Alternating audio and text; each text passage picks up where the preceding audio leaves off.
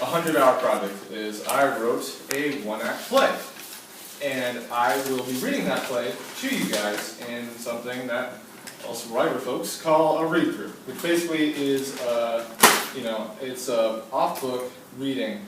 It's an on-book reading of the play, and for an audience, and it's usually given so that the audience can give feedback to me.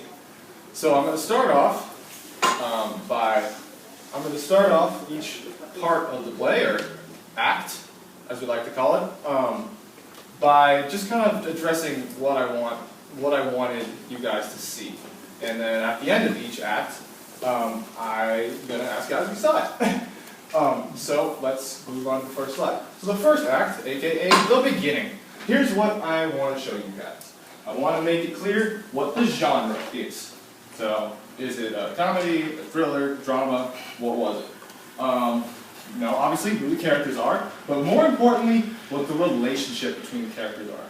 Because the relationship between the characters is what helps establish the context, or the world that these people live in. You want to have a clear idea of what that is, so everything is introduced properly. But the most important thing that you need to do in the first act is set up the conflict, or inciting incident. Basically, that is the entire tension of the play. And that's the thing that makes it interesting to the audience. If there's no tension, the audience isn't going to care. So those are the main things that I'm hoping that you guys can look at and look for while I'm going to be reading this play, besides that you actually enjoy it. So without further ado, let's start.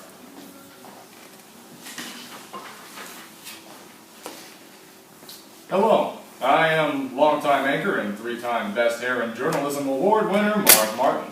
And This is longtime intern and newly appointed co-anchor, Bridget Morrison. I was never an intern here, Marv. I have my master's in journalism out of NYU. You sure? Yes, I am. I don't know, something about you just makes me want you to go get me a coffee, you know? This is the news at 10. This is the news at 11. I have just been informed this is the news at 11. Tonight's top story is an exclusive interview with the rock legend and one of my childhood idols, Boris Fishes, about his new project, The Face Melters. Then the latest update on my Twitter feed, and we see what me-related topics are trending. But first, a series of far less important things. Like the weather. Now we go to our meteorologist. Why isn't her name listed? Actually, our weather girl, Debbie, isn't here today. That's not what the teleprompter says. Nope, she's not here. Marv, I can see her. She's literally standing on the other side of the studio. No, she's sick today or something. Isn't that right, Laura? I thought you said her name was Debbie. Bridget. I don't know her name. Nobody does. Because nobody cares about her. For all I know, her name is Barbara or something. Actually, that's her name now. It's Barbara. That's alright. Actually, who am I kidding? I don't care. Just keep reading, will you? You don't want to seem unprofessional. Now, for medical news. A new study shows that overuse of some hair products can cause brain damage. Well, I'm not entirely sure of the validity of that study. I use hair product all the time, and I've never been smarter. I hope for your sake that's not true. Are you attempting to imply something? I rest my case. Now, an important update in the city election in which Rob Grossman has had a huge rise in his poll numbers. His campaign manager was quoted in saying, Okay, enough of that. Back to the news.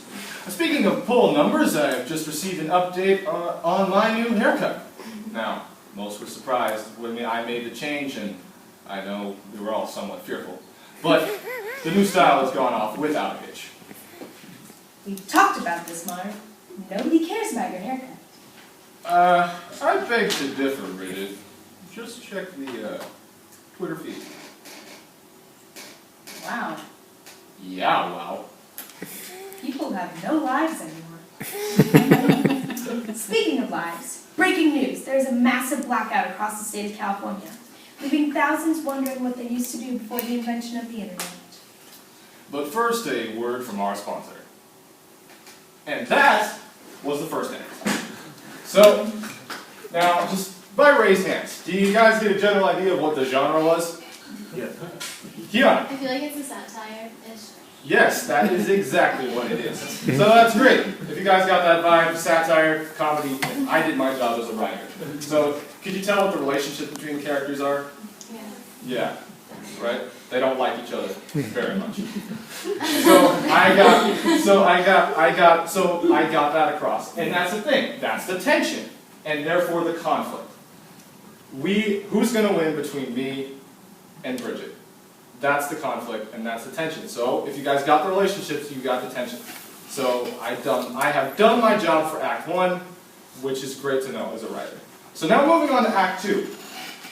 Basically, it's a continuation of the plot.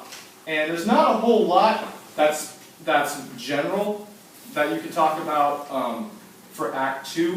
The main thing you could say is it escalates the conflict and accelerates the pacing. Things should be getting faster. It should start slow and then get fast. And it also should be an escalation of the conflict. Conflict should keep going up, because if it goes back down, no one really cares. So that's what I want. So that's what I want to get across, and it's kind of more subtle. The rest of the acting, rest of the Act 2 conventions, depends on the genre. And if you look at some of the sources of my bibliography, you can get into that if you're really interested. But those are the main stuff.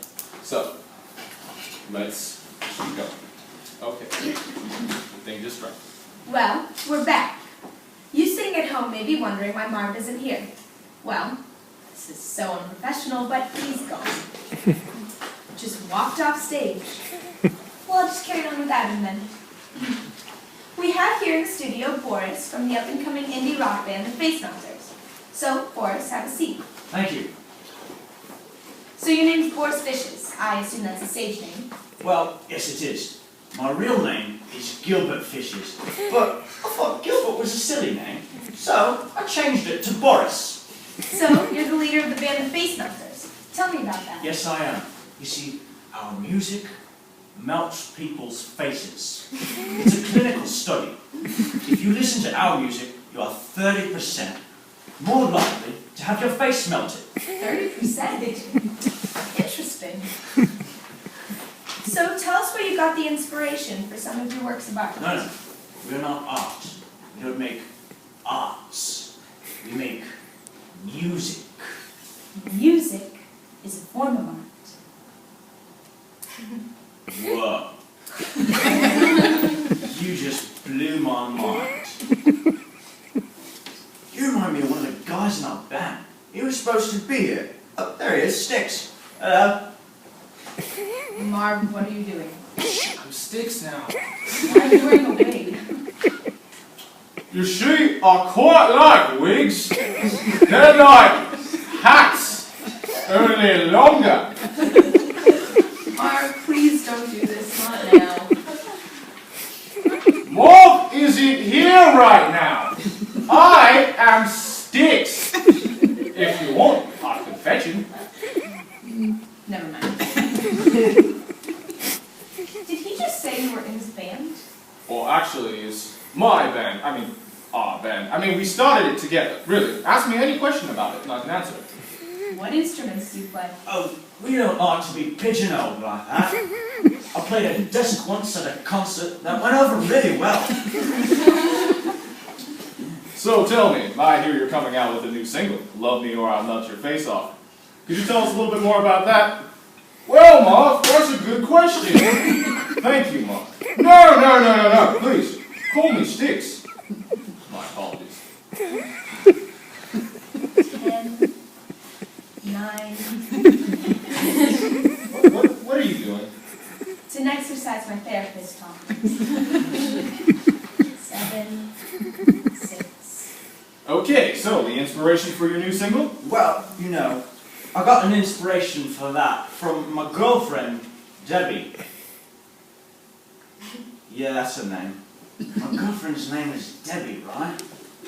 Yeah, it's Debbie. I'm pretty sure it's Debbie. Yeah, it's Debbie. Is it Angie? What is it now, Bridget? Meditating. Can you shh? thinking here? Okay, Bridget, you're in your happy place. You and Anderson Cooper are talking about your Pulitzer. He wants to continue talking, but you must leave for the taping of your talk show. And your sister calls and, no, it's not working. My parents said I should be a lawyer, but I knew that I had to become a journalist. Ever since I was a child, I remember watching the news. It looked so fun and exotic, and I knew that that was the job for me. And now, I'm sitting across from these two ignoramuses who can't even get their girlfriend's name straight and hear more about their hair than actual reporting. I bet Anderson Cooper doesn't have to deal with this. Where did I go wrong? Barbara! There we go! Barbara! Yeah. Are you dating the weather girl? In a nutshell, yes. I thought I'd had a similar conversation before. What? We got in a fight once, and I said to her, "Love me, or I'll melt your face off." And she said, "Wait, what?" And I said, "The power of rock and roll, man! Yeah, man! Rock and roll! Woo! Yeah! Woo!" Yeah, so anyhow, that's where I got it. That's where I got it. Could you give us a little sample? Okay, one second. Love me, or I'll melt you. And then I'll hold that note for like 4 or 5 minutes. That last note. And that's the end of the song. Don't you think the song needs a little more, I don't know, lyrics? No. I'm not going to tamper with the feeling. I don't want to stray away from it. I wrote that in the moment. Now, I'm out of the moment, so I can't write anymore. That means the entire length of the song fully depends on... You know what? Just forget it. Yeah, basically. But that is what makes the song unique. Well, what about your first song, We Are the Face Melters? Can you tell us a little bit about that? What was your inspiration for it? Well, where we got our inspiration from was, you see, all of the chords, if you put them together in the order from which they are played, they spell cabbage. And the exciting part is that the bass line spells bagged, so it's bagged cabbage. And that's where we got the idea. Yeah. That's where our music comes from. Are you able to spell vegetables with your chords? They're legumes, aren't they? No, those are beans. Those Beans, are you sure? Dear God, not again. No doubt, they are beans. Cabbage is a straight up vegetable. Oh, you don't say. What about avocado? Are they legumes too? I don't know. It's beans I know about. Ask me anything about beans. I will not ask you a question about beans. I will never ask you a question about beans. Do I make myself clear? God, I can't do this anymore. You two continue to yammer on about the innatest of things, and we can't do any real reporting. You two are both morons. Now, Bridget, let's not bring religion into this. I don't mean Mormons. I mean you two are imbeciles, idiots. You're not smart. Bridget. Is there something that you're trying to tell us? Get out! And we have the break for Act 2. Act 2, I forgot to mention at the beginning, it's usually the longest part of the 3-act structure. And just ask, did the conflict escalate? Yes. Yes, it did. So, and the pacing accelerated. So, I did my job as a writer, and hopefully it was enjoyable for you. And now, we are on to the final act, Act 3. So let us... There we go. So basically, Act 3 is the climax, the breaking of the tension.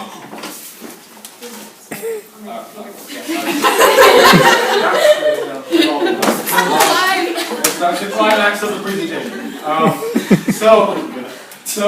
And it completes the character arcs and the resolution of the main plots and any subplots. You don't want to leave a story unresolved. So basically, that's what this third act is designed to do. It's designed to break the tension, and somebody's going to win, and someone's going to lose, and the audience needs to be able to know who that person is. So that's what I'm trying to do in this third act.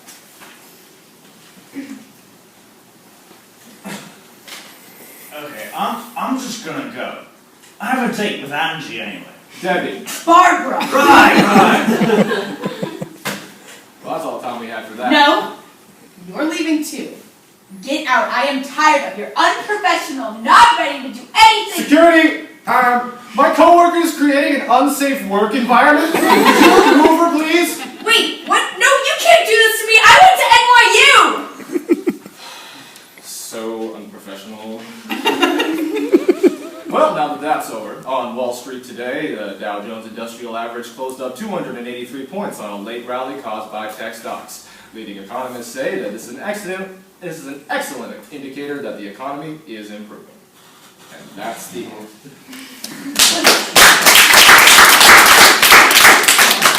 So, some acts should be shorter than others. But my goal is just to get to the climax, complete the character arcs, be done with it. So, do you guys think I accomplished that? Yes. Nice. So, you can tell who won. I ended up winning, or losing, and, friend Boris here got a date. So, I guess. So, just to recap. So basically, the first act is designed to introduce everything, the world, the conflict, and the characters. The second act is to escalate the conflict and speed up the pace. And the third act is to resolve all of those things. And so that's why the three-act structure is the most popular structure that most writers use today. And it's also, the most common. Everyone knows it, beginning, middle, and end. So, yeah, that's my presentation. And I know we have some more time, so if anybody has any questions about anything to do with the writing process, like where to come up with the idea, how long it took me to write it, how many drafts I did, or even where I looked at, what, does anyone have something they'd be interested in writing? What inspired you to write this? Well, for me, I like writing satire. It's something that I really enjoy doing, and it's just something I'm passionate about.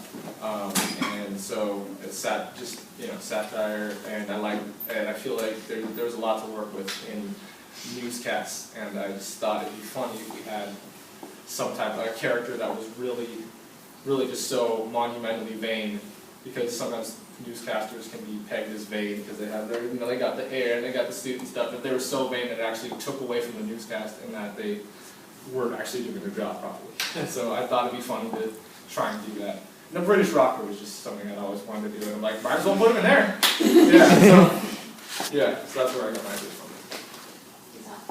Yeah, any other questions people have be interested in? How do you go about imagining the world that your characters are from, contextualizing? Well, I mean, for me, I kind of, at least for this one, and for most comedies that I come up with, it starts with like one idea, or it's even one line. And, well, actually, the original line that I had is, I actually ended up taking out the script. But it was just, it just starts off with one or two lines, and then just kind of starts going, and I have a bit. And then I want to what can I surround with this one joke? What can I surround, and what world can I surround it with? And basically the joke, it builds off one another. And then once I have a kind of good idea of what the world is, then I start looking at the story more structurally and going, where do I want to start? Where do I want to end? And how am I going to get there? But usually in terms of inspiration, it starts off just with a line or two, something funny I think someone might say in this context, and then the context just builds from there. That's where I come up with ideas. So you had mentioned drafts, and I think this is something as teachers we always try to tell our students about writing. So can you, even though I know, can you reveal to folks how many drafts you wrote of this? This was around 7, 8, maybe 9 drafts that I wrote. Because sometimes, I edited on the same document and didn't change the name, so it was draft 3 and it was really like draft 5. So it was somewhere, it was somewhere between 7 and 9 drafts. And sometimes like and the drafts altered I mean, they changed a lot. I really made some of the characters more clear. I mean, even Alexa, like she got the first script I said, and Bridget was a very different character. She was actually spent a lot of time fangirling over Josh, and I changed it for more structural reasons because there wasn't really as much of a climax if she's just into Josh the whole time. There's no conflict. The conflict just resolves itself, and it doesn't resolve at the end. So that's why I changed the script. But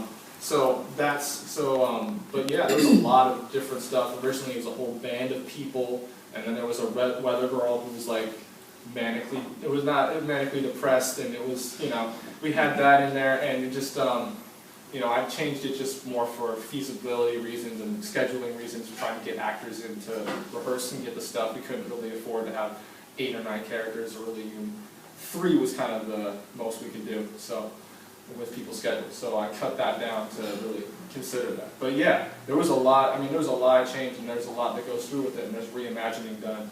So it wasn't just changing lines here and there for most of the drafts. Yeah, so that's what the draft writing process is. Yeah, and we're pretty much... I just wanted to say, writing comedy is extremely difficult. A lot of people are just funny, like, in daily life, oh, this guy's funny, right? But actually putting it down on paper and trying to write funny is so difficult. The majority of us fail at it. We really do, and he didn't. I mean, this is just excellent job. Thank you guys all for coming and being a great audience.